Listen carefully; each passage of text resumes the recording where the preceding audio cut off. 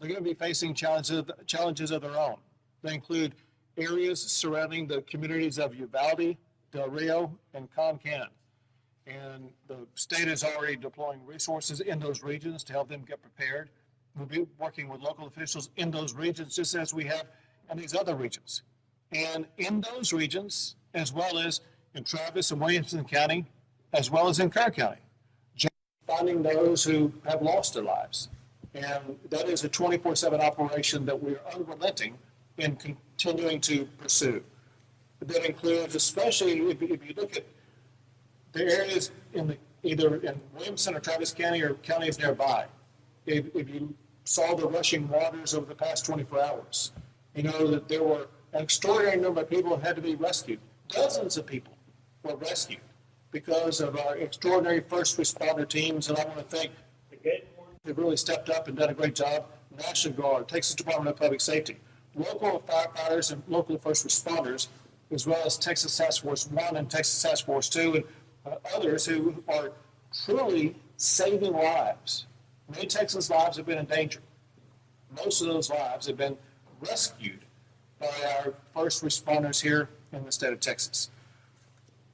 I have to report the latest numbers of what we see both in the state, and I'll talk about the local counties where we are, as it concerns Texans who were lost, as well as those who are missing. Statewide, there's a total of 131 fatalities to be reported. Breaking that down in current and nearby counties. In Travis County, 9 people have lost their lives. There are 3 missing. In Gwinnett County, 5 have lost their lives, and there's 1 missing. In Williamson County, there are 3 who lost their lives, and no one is missing at this time. The stories about those who have been swept away is gut-wrenching and heartbreaking, and the kind of thing that spurs us to do even more to make sure that we're going to be searching and finding everybody that we can, as well as spurring the response that both the state and local governments, as well as the federal government, will have to make sure that we fully address the challenges that Texans have faced over the past week or so. In addition to the lives of our fellow Texans, there are homes that have been destroyed, people who don't have a place to stay. The state is working with local officials to address those needs. There's also infrastructure around those people that make living where they are or accessing their home either difficult or impossible. I visited one today. I visited the Big Sandy Creek Bridge and was astonished at what I saw. If you haven't seen it, it's a 2-lane road and has 2 yellow lines in the middle of it to divide one roadway from the other from going in opposite directions. And the center part of the bridge was literally moved about a half a foot in one direction, which shows the power of the water that was pushing through there, but also the reason why the bridge right now is impassable. I want to thank Travis County for stepping up and completing, I think it was overnight, a temporary bridgeway that people can use to now access that area that had been literally an island for several days. But also their commitment to work very aggressively to get that bridge repaired and will be usable on the permanent sense of the matter. We also know that there are other infrastructure challenges, such as the RM 1431 at Cow Creek. I visited with the Texas Department of Transportation, and they'll be talking to you shortly. But listen, they're going to be moving at lightning speed to make sure that that bridge is going to be operational again. They're in the preparation stage right now with regard to removing all the debris, so that they will be able to begin the construction progress quickly. They're in the process of accepting bids, and I think, and it will be announced here shortly, but announcing who is going to be getting those bids in order to begin the construction process done quickly. We know that the people face challenges because of that bridge closure, have those needs that must be met, and Texas is ready to step up and address those needs. Let me just add this. All of America has their eyes on what's going on in Texas. And Americans are praying, caring for, and helping our state so much. It's just unbelievable. But quite literally, half of the states of the United States are providing resources to help Texans either deal with those who are missing, help rebuild, whatever the need is. And I want to read off the states, the 25 states that are assisting Texas right now: Alabama, Arizona, Arkansas, California, Connecticut, Florida, Illinois, Indiana, Kansas, Louisiana, Maine, Michigan, Minnesota, Nebraska, New Jersey, New York, North Carolina, North Dakota, Ohio, Oklahoma, Oregon, South Carolina, Tennessee, Virginia, and Wisconsin. You can see one thing that's quite obvious, and that is, it doesn't matter if they're a red state or a blue state. They are fellow Americans, and when times get tough, Americans come together. That is even more true as it concerns Texas. This has been an extraordinarily challenging time, if not the most extraordinarily challenging time that Texans have faced. And in typical Texas fashion, Texans have united, come together. And as I was visiting the Big Sandy Creek Bridge area, there was a young man who lived in what had been a marooned area. And he said, you know, at times like this, we are community. And everybody comes together and supports each other. And that's exactly what I see across the entire state. I'm proud of our fellow Texans, proud of our fellow Americans for the way they've all leaned into this to ensure that we as a state, we as a people, are going to be able to respond to this and deal with this as rapidly as possible. Now I want to turn things over to Director Williams with the Texas Department of Transportation. Thank you, Governor. As you mentioned, our efforts here in the Central Texas area now are primarily focused on the rebuilding of the bridge at Cow Creek at RM 1431. Throughout this event, for the past few weeks, we've been supporting the efforts to repair and replace roads that have been damaged, Williamson and Travis County, Barnett counties. The one remaining section that we're focused on is the bridge at Cow Creek. On the Monday after the bridge washed out on a Saturday morning, we had contractors in place with heavy equipment that were beginning the work of removing the debris from that bridge that was completely destroyed. And so that process is continuing as we speak. In addition, our bridge teams with the Austin District of the Texas Department of Transportation have been working literally 24/7 to design a new bridge to replace that bridge that was washed out. We've also been working with members of the Federal Highway Administration that were on site with us this past Monday as well to review that damage. We've released those bids to contractors now that we have a complete design in hand. We expect to have bids back from those contractors on Wednesday of this week. And then after we award that contract, we will begin the process of transitioning from the debris removal contract that is still out there with a lot of heavy equipment today to the construction work on the new bridge. We're targeting a 60-day construction period for that bridge with some significant incentives to work to reduce the time frame for the replacement of that bridge by at least 20 days if we can. And so we know that that's a very significantly important bridge. It's an important travel corridor between Marble Falls, Lago Vista, and Cedar Park. A lot of people commute back and forth.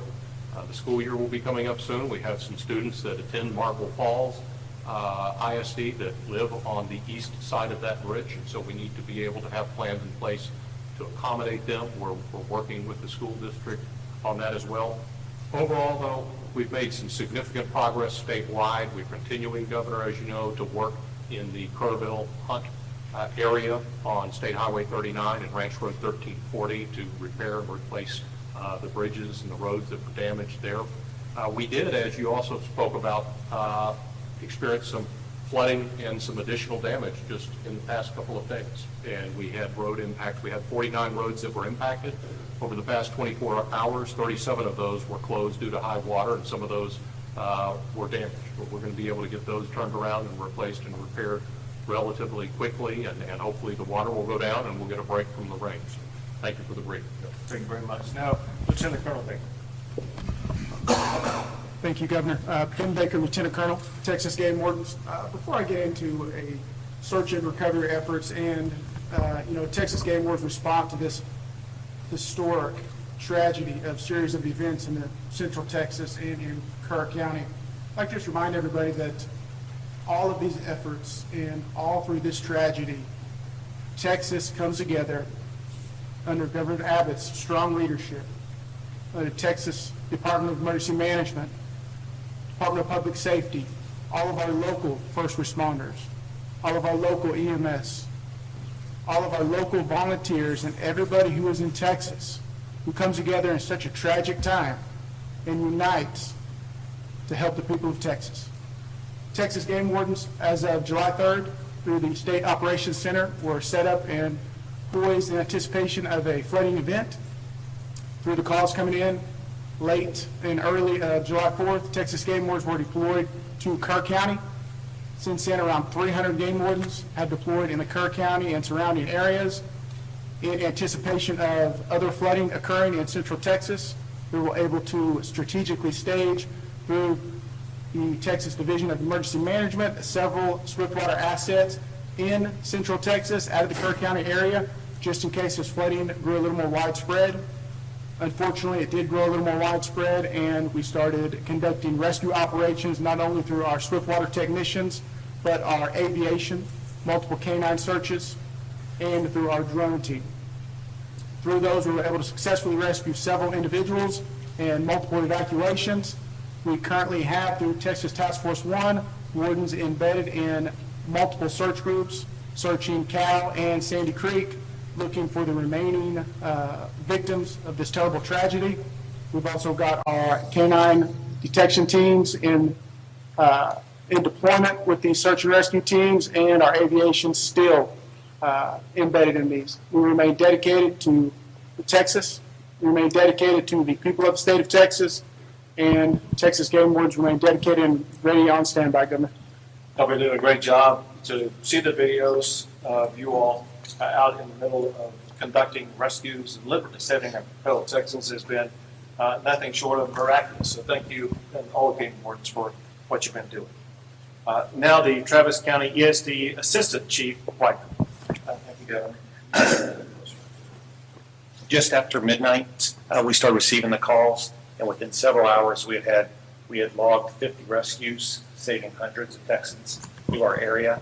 And this was noted and supported by our mutual aid and automatic aid partners throughout Travis County. Within 12 hours of the incident starting, the governor's office, as well as TDM, had sent us many resources. We supported our operations. I was able to have us start setting up command structure a little bit more enhanced to start helping others. And what we would like to point out is, as ESD, we recognize the recovery will not happen overnight. It'll be a long, difficult road, but we're committed to staying engaged, showing up, and working hard alongside those we serve. This is our home too. We're members of this community, and we're committed to helping each one of our neighbors. Thank you. And now Chief Nimkin. Thank you, Governor. And listen, I want to thank you all in the press for helping us get this message out. Life safety remains our #1 priority. As such, as we talk about additional rains coming into the state, we have pre-positioned swiftwater rescue assets, as the governor mentioned, around Uvalde, around Del Rio, and around Concan. Help us get that message down to those folks. Turn around, don't drown. Don't drive through a low water crossing if you can't see the road in front of you. And if you were in a low-lying area, please plan on moving to higher ground once the rain starts to come. Another thing I need you to remember is it does not have to be raining where you are in order for you to be impacted by flooding. Second, the governor mentioned the 21 counties in his declaration. We have 6 counties right now that are in the federal declaration for individual assistance. Those counties are Burnett, Kerr, San Saba, Tom Green, Travis, and Williamson for individual assistance. We have Disaster Recovery Center open in Kerr County right now, and you will be hearing from your local partners here, many of those standing behind us, about the disaster recovery centers that will be opening in Travis and Williamson counties very soon. On the public assistance side, this is the money that goes to the local governments to help with emergency response cost and debris and repairing. You have 10 counties that are under the President's disaster declaration. Those are Burnett, Kendall, Kerr, Kimball, Llano, Mason, McCullough, Menard, San Saba, and Tom Green.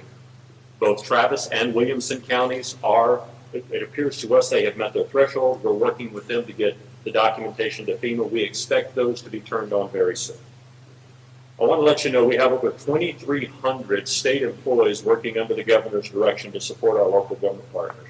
But a number that continues to blow me away is the over 13,000 volunteers just coming out to help anywhere they can. We are grateful for the volunteers, but I need help getting the message to the volunteers also. In each of these communities, we will be establishing volunteer reception centers. The idea is for you volunteers to go to those sites so that we can match up your capabilities and skills with the needs of the community. We also want to be able to communicate with you. Up in Kerr County on the Guadalupe River, we've had a tactical pause for a day and a half now because of the rain and the waters that are coming down that river. We cannot afford to have people in the water and right next to the water that are not swift water rescue trained and capable of at least saving themselves from being near that water because of the amount of rainfall that we're getting. Please help us communicate with the volunteers. Thank a volunteer that's out there. If you see them helping, do everything you can to make sure they understand the message, and we will continue to work together to support our partners. Finally, Governor, to your point, 25 other states, not counting ours, focused on this. It has been a tremendous response from the nation. Thank you. Thank you. One thing that Chief Kidd mentioned that is worth reemphasizing, and that is those who lose their life by driving into water. Those who lost their lives at Camp Mystic those stories have been told a lot. And it's tragic and horrendous. Less told are those who have lost their lives because they chose to drive into water and got swept away. Power of water sweeping a vehicle away is far more extreme than what most people know. As waters rise over the coming days, could be in the Uvalde area, wherever it may be, people should drive with caution, knowing that you are totally in control of protecting your life and saving your life by not putting it into danger in the first place. We'll take a few questions. Governor, for the those that are still missing, can you give us some insight into how long it would take from when the victim is found to when they identified, family notified, to when how long it might take the state then to update the number of those missing? Sure. First, I will tell you this, because I did not share this with you earlier. I didn't mention those who were missing in the greater Kerrville area, which is 97 reported as of now. But let me first tell you an issue about those who are missing, then I'm going to answer your question.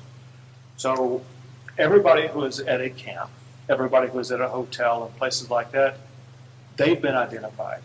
Those who are missing on this list, most of them, were more difficult to identify because there was no record of them logging in anywhere. And it was through information provided by a friend, family member, co-worker, whatever the case may be, that they haven't been found. Even though we are reporting 97 people missing, there's no certainty that all 97 of those people were swept away by the storm. That point aside, to more specifically answer your question, and that is, the goal obviously is to continue to find those who are alive. For those who have passed away, it's so important to closure for their families that we find them and identify them. Sometimes it does require using DNA testing to identify who they are and identify who their family is to make sure that we connect appropriately, correctly, the family member with the person who lost their lives. And so sometimes that takes a few days to complete that process.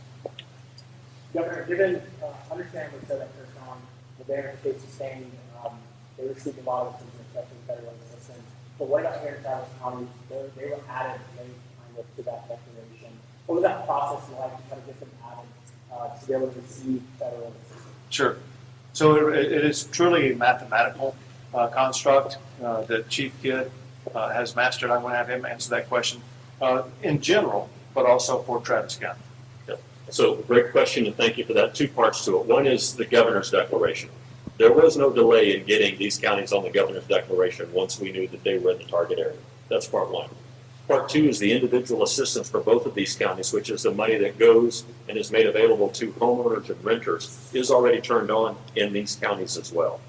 What we're working through right now is the public assistance, and that is a mathematical equation, as the governor said, based on the population of a county and the amount of damage that FEMA can certify in that county.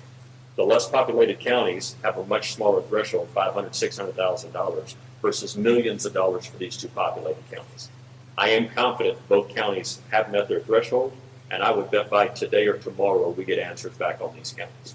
I also want to say that does not delay any of the work that's going on. Waiting for those federal declarations to come in does not slow down rescue, does not slow down search, does not slow down additional law enforcement or additional fire protection or emergency medical services, nor has it been slowing down the debris removal, getting roads and driveways opened up. So don't mix the declaration with the response, please. Thank you for the question. Governor, have you seen any backlog of medical examiner offices, and if so, is there any work being done in sort of ease the burden on folks? So I'll tell you this, the medical examiner's offices have been working pretty well and pretty timely. There was a backlog and there were challenges because of local JPs in Kerr County that were slowing things down, holding things up, and it required pressure from the state and others to make sure that they began to expedite that process. When a life is lost, that family wants access to their loved one as quickly as possible. It was inexcusable for some local JPs to slow that process down. But as far as medical examiners are concerned, I've heard no complaints about the speed with which they work. Governor, you serve.